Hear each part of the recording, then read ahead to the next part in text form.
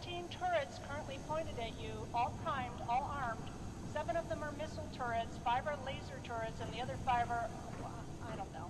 If you try to shoot me, know that the glass I'm standing behind can withstand several rockets. I tested it.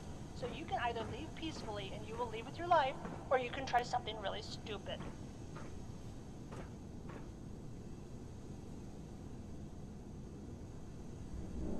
Someone else tried that already. It was stupid.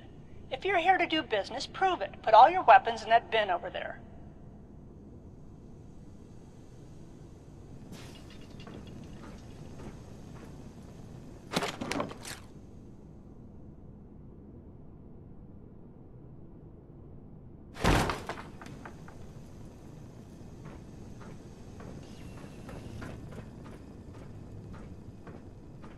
Good. I like someone who makes smart choices. I take it you got my message. Then we can talk about the job. My sister's in danger, and I need someone to rescue her.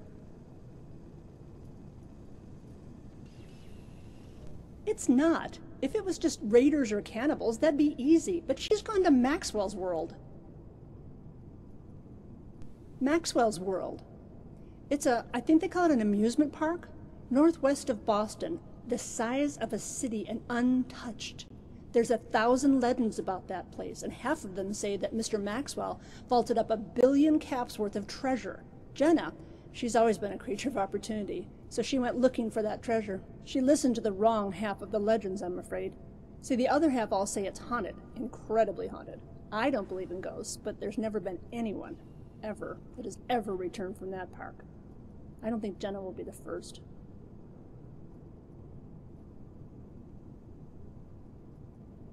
I've come to accept that my sister is dead, or soon will be, but there's 2 things everyone needs in this world, guns and hope. I'll make no emotional pleas.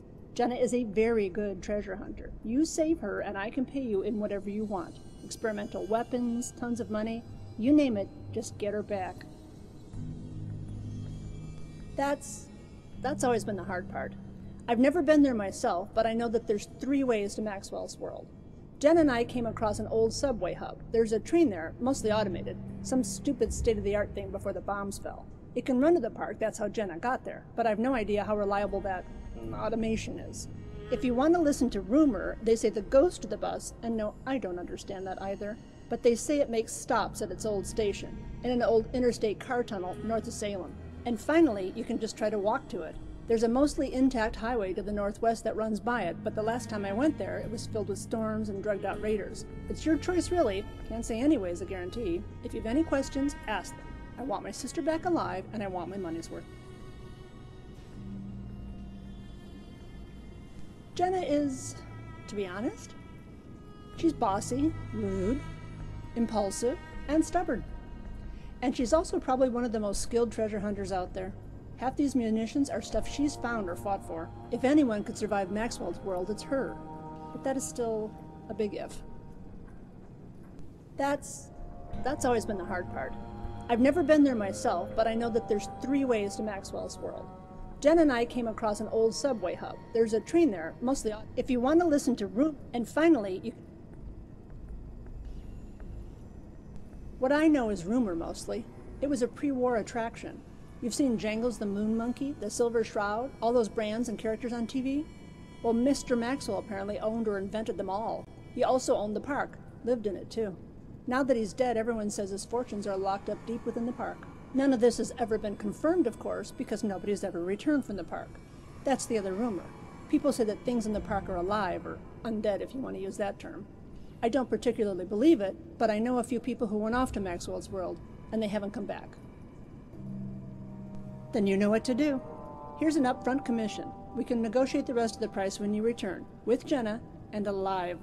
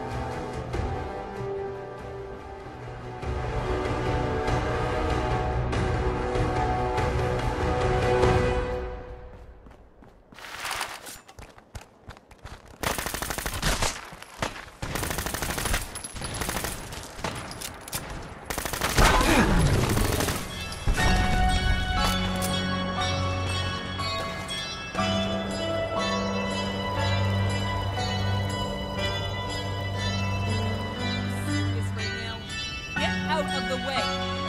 You there, down on the ground. If you don't want to be ghoul bait, get in here quick. Are they ghouls? That's not a very nice thing to call them.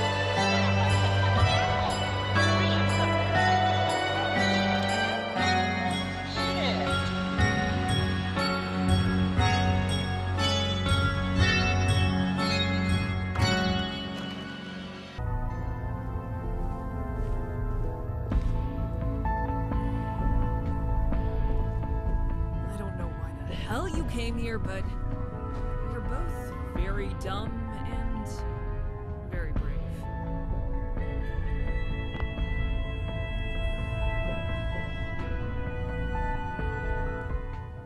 Are you able to vouch for this civilian? I can remind you that... Yeah, article whatever, subsection who gives a fuck says something you're not allowed to do. I'm sure those rules really save the asses of your dead buddies. I believe it was the carnivorous bumper cars, not the lack of rules, that killed them.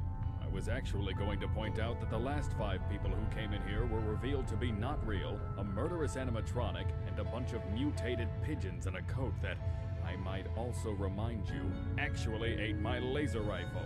Yeah, dangerous, evil living park, I get the point.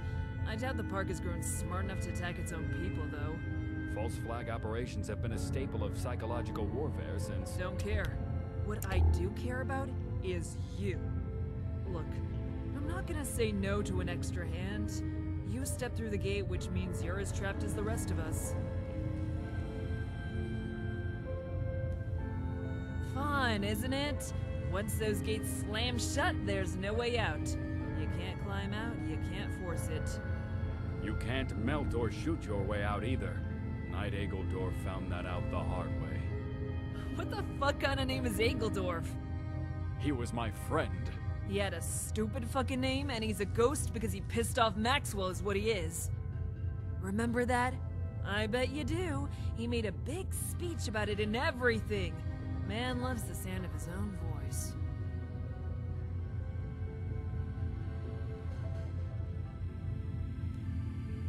You haven't seen him yet? You will soon. The guy in the suit and cane. Mr. Maxwell. That old pre-war movie mogul or something. Taunts you, preaches at you, tries to get those robots to fuck with you.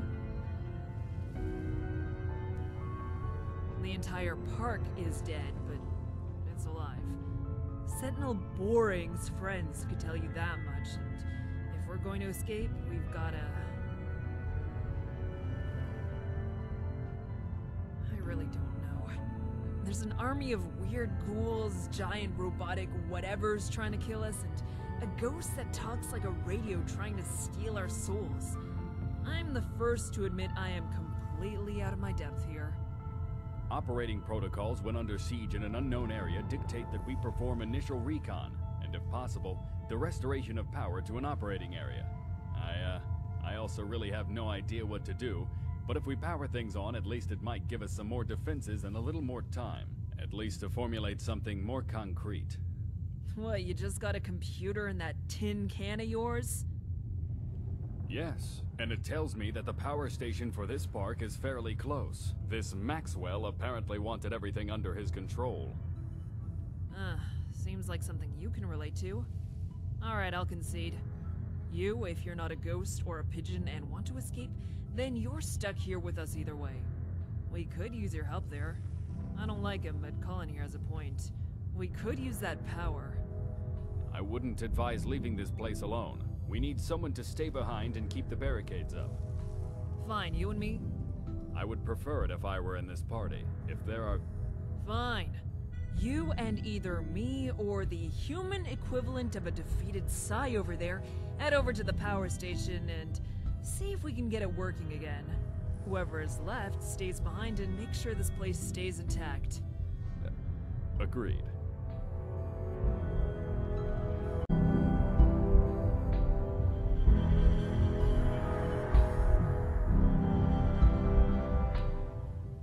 Expensive and gaudy, but that's not why the Brotherhood was here. What was of interest to us was the fact that in its day, Maxwell's world was one of the most technologically advanced places in the world. You can always count on the entertainment industry to be the forefront of innovation. Brotherhood sent a team here to recover technology. Unfortunately, they ignored the rumors. When they didn't come back, they sent us. The current mission now is to purge the park and shut down its central processing unit.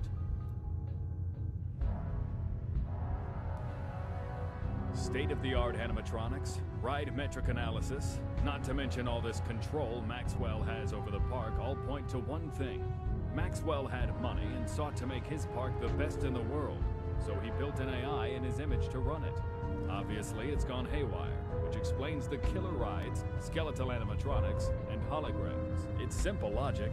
This level of control has to be an AI, right? Right. Paladin Colin Richter Wallace, Brotherhood Purge Team 36.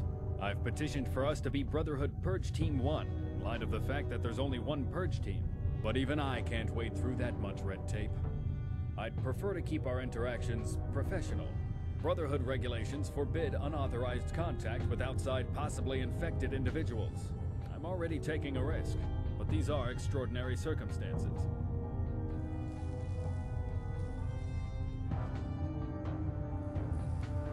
Understand that the Brotherhood rightfully hold the views that there are some things in this world that are truly fundamentally wrong.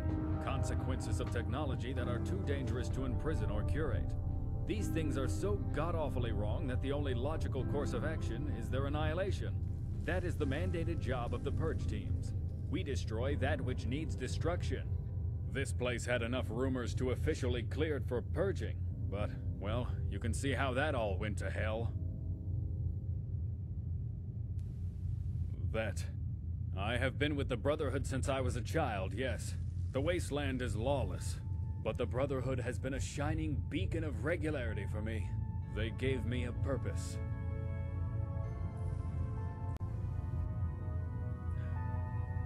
I have seen men and women, good men and women, taken by things no man could explain, with far too many apostrophes in their names. I have seen children turned inside out and evil made real. And the rules were there to keep things safe. You don't walk into a minefield when there's a sign warning you not to. The same principle applies. Standard regulations and common equipment for a purge team. Plus, let's face it, there's nothing more cleansing than the hot flame. Noted. Codex Section 5, Subsection A, Article 1 says that any potential technology needs to be held in our hands for safekeeping. But all this? Fuck, just burn it to the ground. Codex Section 5, Subsection A, Article 1 says that any potential technology needs to be held in our hands for safekeeping. But all this? Fuck, just burn it to the ground.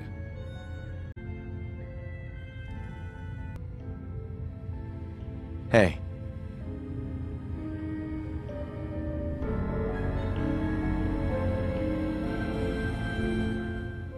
Well, shoot, I mean, not much to really tell.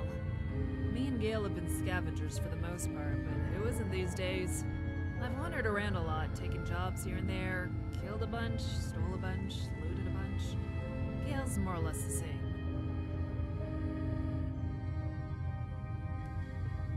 Very.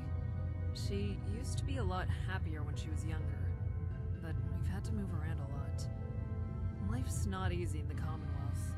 I was hoping whatever treasure was here might let us both settle down permanently, and if I'm gone, she'd have something to live off. Saved up quite a few caps working for the Minutemen, hung out with the railroad, even worked out with a few power-armored bastards for a while. And that's where I got the jacket. Or stole it. Well, I've never seen them myself, but I encountered their sins here and there. For some sort of super smart, super secret society, you'd think they would design and build their things better. A lot of Institute stuff I saw seemed to be made for the sake of making something. Damned be the consequences. Ugh, don't get me started. I'm all for helping people, but what else do they do? So many resources and all they do is send out poor synths to die, while everyone else wallows in filth. I think I had it when that asshole Tinker guy gave me a speech about the basic right to life, while I sat there covered in some raider's blood. Well, I helped him out at Quincy. Ammo and gun repair mostly. Quincy was nice. Peaceful. Me and Gale relaxed there for quite a while. Problem was, they got overextended. There was always some settlement that needed help from some ghoul or super mutant problem. It got so bad at one point that even the general was doing a ton of legwork. Let's get back to work. Look, it's always the same story if you talk to anyone. Big amusement park, guy who makes cartoons and comics, bombs fall, everyone dies, hooray! What I'm more interested in is what Maxwell hid beneath the park. I'm sure he was a lovely guy years ago, but I know for a fact that near the end, Maxwell Entertainment was struggling for money. He wanted to keep the park, so he sold out. US government loves a big, unsuspecting crowd to test things on, and we're willing to pay. And what better crowd than a bunch of park goers? There's probably hundreds of secret government projects hidden all around here. Watching and testing explains things, really. Hallucinogen Inc., big Boston-based company, had paranoia-inducing gas research, government contracts, and wanted to move to human testing. Along comes Maxwell's world, and they found the perfect testbed, which is then nuked, leaving behind no bodies and a lot of mind control gas. All this, maybe normally it's raiders and ghouls, but breathe in a little bit of 200-year-old fumes and bam! Ghosts and monsters. Don't tell me you haven't felt a little woozy since you arrived. I'll see about finding us gas masks, but they might not help.